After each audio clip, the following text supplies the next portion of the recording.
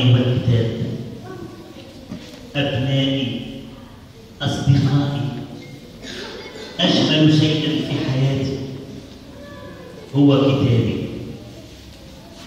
سأروي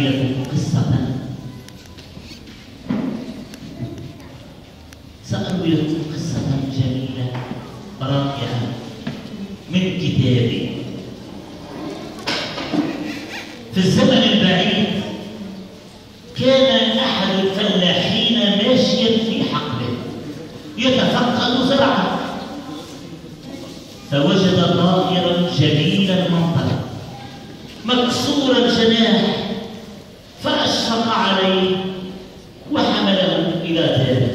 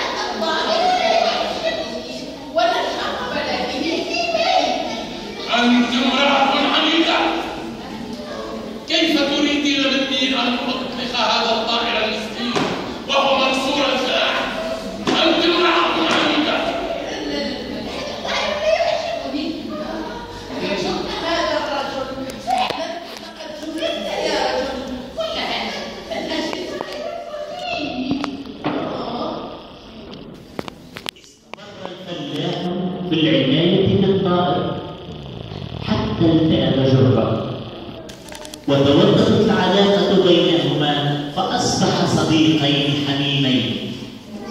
وفي يوم من الأيام صنعت الزوجة عجينة من الدقيق والنشا وتركتها تختبر. جاء الطائر فأكله. غضبت الزوجة، أمسكت بالطائر وقطعت لسانه.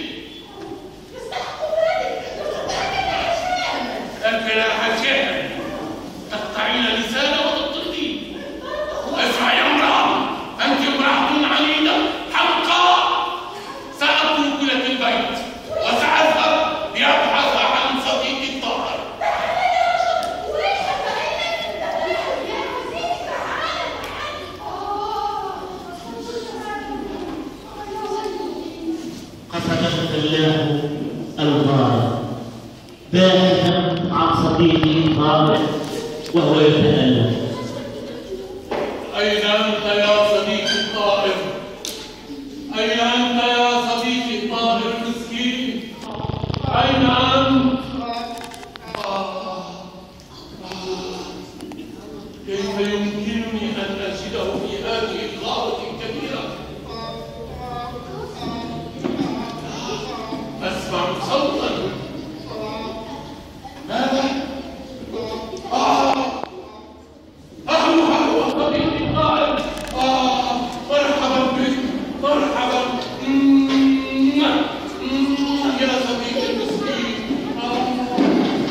كيف حالك؟ استقبل الطائر الفلاح ورحب به وأكرمه وحمله إلى داره أين عرفه بأبنائه وأنثاه وأكرمه. وفي الصباح استعد الفلاح للعودة إلى داره، فقدم له الطائر سلتين على أن يختار إحداهما.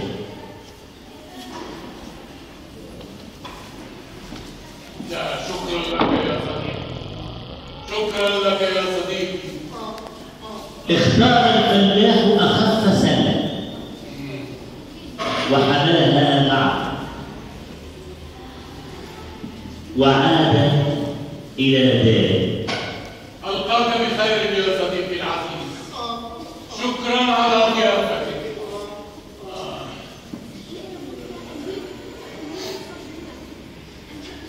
عاد الفلاح شاكرا صديقه على الكرم والجود والنعم إلى الدار.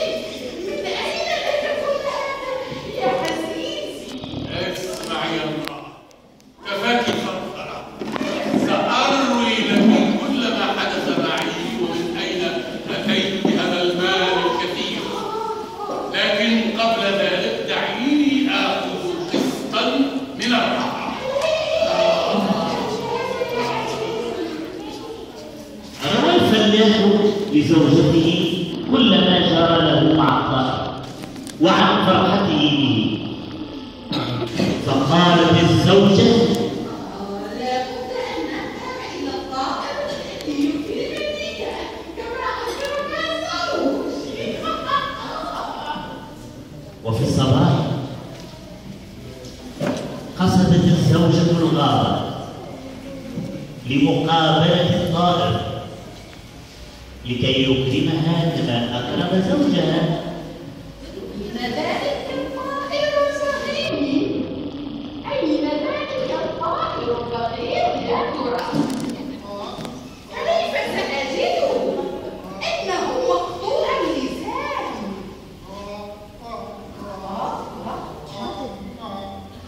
الذي يسمع صوته. هو أهلا بك أيها الطائر الجميل.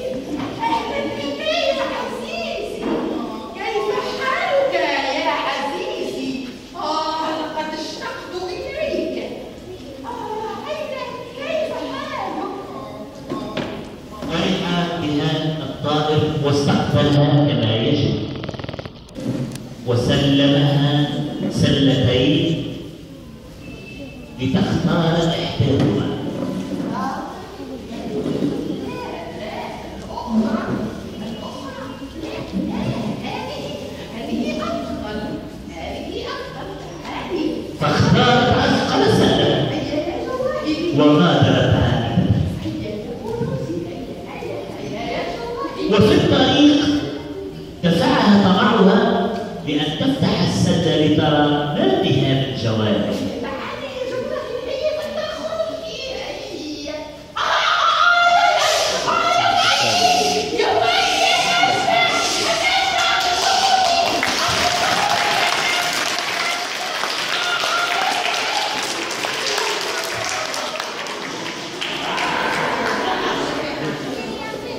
وهكذا نعرف من هذه القصة أن الطمع لا يفيد، ونعرف كذلك من القصة العناية بالحيوان مهما كان نوعه. فلنصفق على كل من يحب الحيوان.